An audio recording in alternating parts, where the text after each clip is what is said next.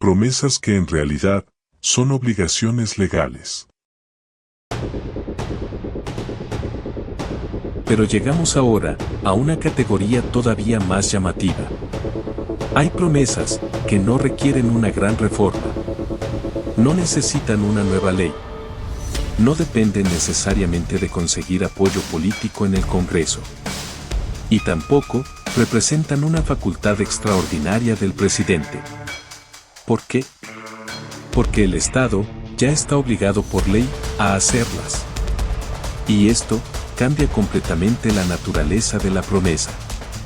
Porque una obligación legal no debería presentarse como un favor político. Si la legislación ya establece que el gobierno debe actuar de determinada manera, entonces cumplir con esa obligación no es una promesa adicional. Es simplemente cumplir la ley. Cada sol del presupuesto será transparente. Uno de los anuncios plantea garantizar que cada sol del presupuesto público sea administrado con absoluta transparencia. La frase tiene una enorme fuerza ante la ciudadanía.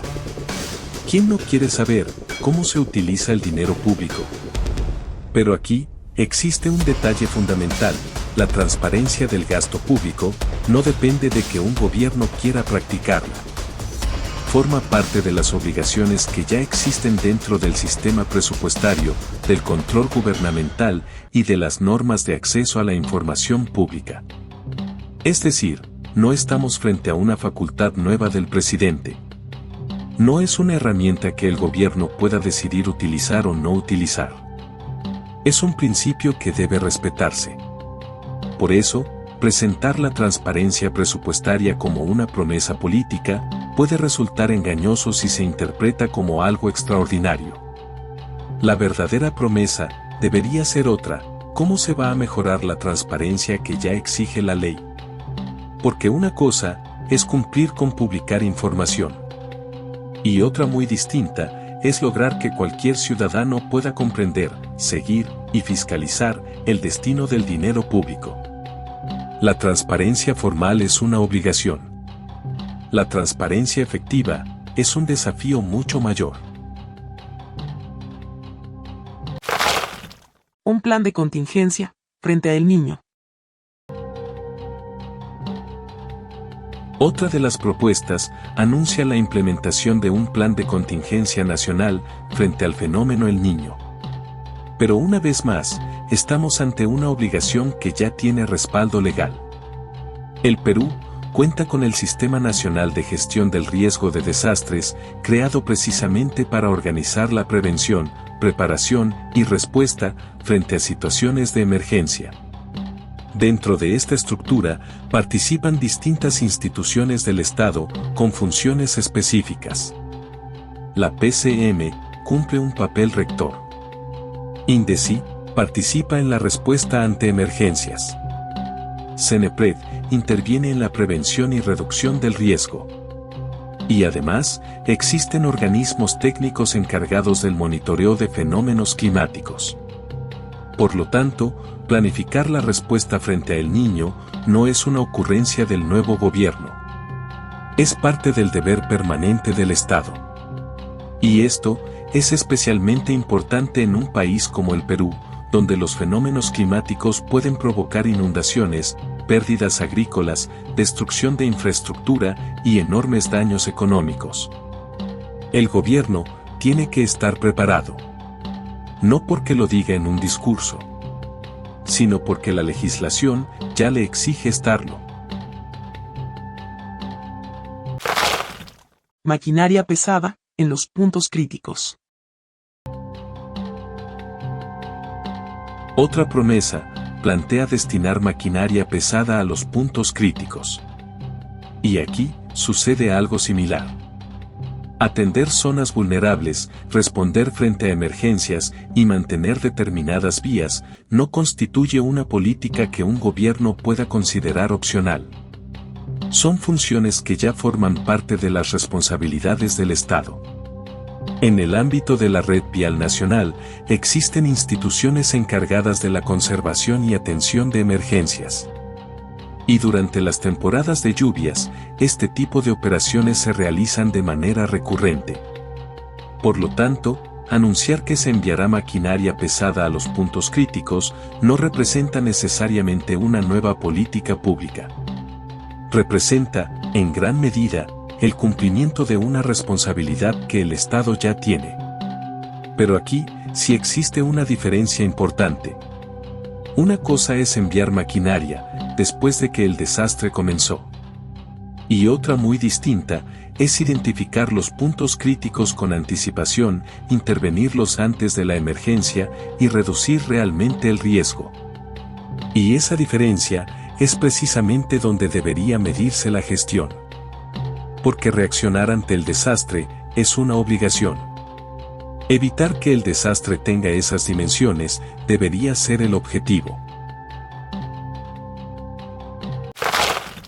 Ordenaremos las cuentas públicas.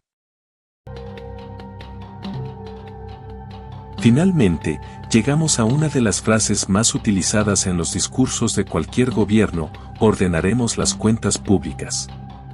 A eso, se suma la promesa de eliminar el gasto innecesario y utilizar cada sol del Estado con responsabilidad. La idea, nuevamente, parece evidente. Pero existe una realidad jurídica que muchas veces pasa desapercibida: el gobierno ya está obligado a administrar responsablemente los recursos públicos. La Constitución establece principios relacionados con la programación y ejecución del presupuesto. El marco de responsabilidad y transparencia fiscal establece reglas para mantener unas finanzas públicas sostenibles. Y el Sistema Nacional de Presupuesto incorpora principios como la eficiencia y la eficacia en el uso de los recursos. Por lo tanto, gastar responsablemente no es una innovación política.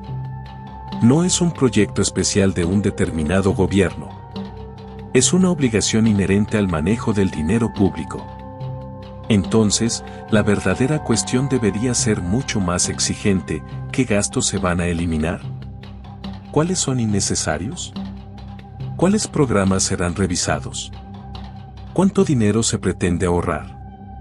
¿Dónde se reasignarán esos recursos? ¿Quién supervisará que efectivamente se reduzca el gasto ineficiente? Sin esas respuestas, la frase puede resultar políticamente poderosa, pero técnicamente demasiado vaga. Porque todos los gobiernos están obligados a administrar bien el dinero público. Lo verdaderamente difícil es demostrar que lo están haciendo.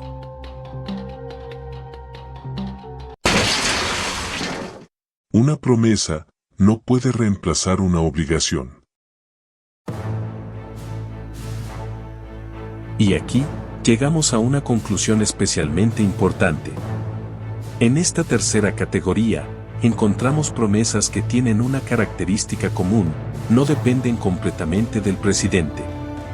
Algunas necesitan coordinación con gobiernos regionales y municipales. Otras requieren presupuesto.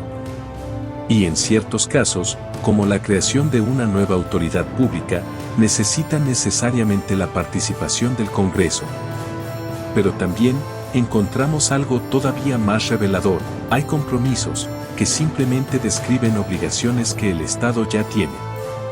La transparencia, la preparación frente a desastres, la atención de emergencias, la responsabilidad fiscal.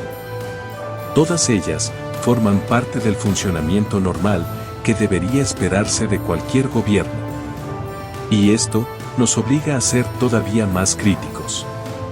Porque una democracia no debería evaluar a un presidente solamente por la cantidad de promesas que realiza.